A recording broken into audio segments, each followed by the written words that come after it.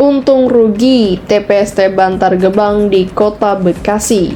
Keberadaan tempat pembuangan akhir sampah terpadu atau TPST Bantar Gebang milik Pemprov DKI Jakarta di Kota Bekasi nampaknya perlu ditinjau ulang. Maklum saja, sejak beroperasi pada tahun 1989 atau 34 tahun silam, banyak kerugian ketimbang keuntungan yang timbul akibat berdirinya tempat pembuangan sampah terbesar se-Asia Tenggara. Masyarakat Kota Bekasi adalah pihak yang paling dirugikan dengan berdirinya TPST Bantar Gebang, terutama bagi warga yang tinggal berdekatan dengan area TPST Bantar Gebang, karena mereka adalah pihak yang terkena dampak langsung. Kerugian yang mereka dapat yaitu berupa kerugian dari sisi lingkungan hidup atau ekologi. Sejak TPST Bantar Gebang berdiri, warga harus terima nasib setiap hari menghirup udara tidak segar, air yang tercemar, dan sudah barang pasti ancaman penyakit. Bahkan di luar itu, bahaya juga sewaktu-waktu mengintai warga di sekitar TPST Bantar Gebang. Pada Minggu 29 Oktober 2023, misalnya, TPST Bantar Gebang baru saja terbakar. Peristiwa kebakaran itu jelas bukan hal sepele, sekalipun bisa ditangani dan tidak sampai memakan korban jiwa.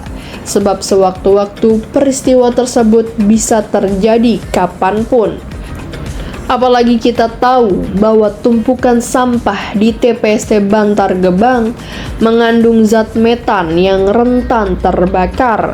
Dengan total area seluas 110 hektar, jelas kebakaran di lokasi TPST Bantar Gebang merupakan ancaman nyata.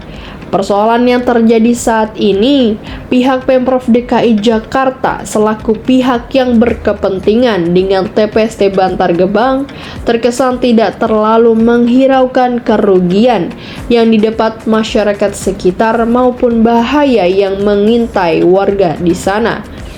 DKI Jakarta hanya tahu soal bagaimana setiap harinya mereka bisa membuang sampah sebanyak 7.500 ton ke TPST Bantar Gebang. Apalagi mungkin selama ini mereka merasa sudah menunaikan kewajiban membayar uang kompensasi bau kepada warga sekitar TPST Bantar Gebang, bahkan menggelontorkan hibah untuk pembangunan infrastruktur lingkungan. Sejumlah uang yang nampak besar karena nilainya mencapai ratusan miliar, meski sebenarnya tidak sebanding dengan kerugian yang didapat warga sekitar TPST Bantar Gebang. Buktinya, walau ada gelontoran uang, tingkat kehidupan masyarakat di sana dari sisi ekonomi tidak bagus-bagus amat. Bahkan infrastruktur atau fasilitas publik di sana memprihatinkan.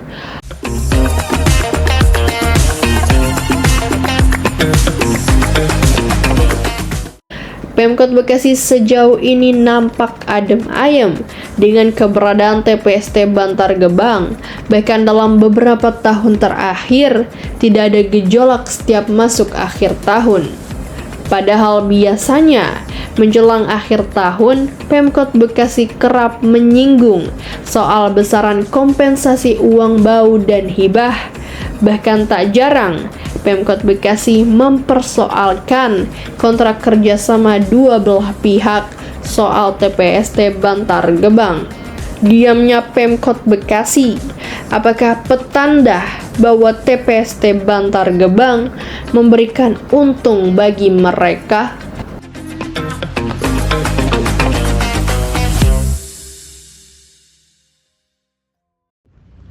Bagaimana nasib TPST Bantar Gebang ke depan? Inilah diskusi publik untung rugi TPST Bantar Gebang.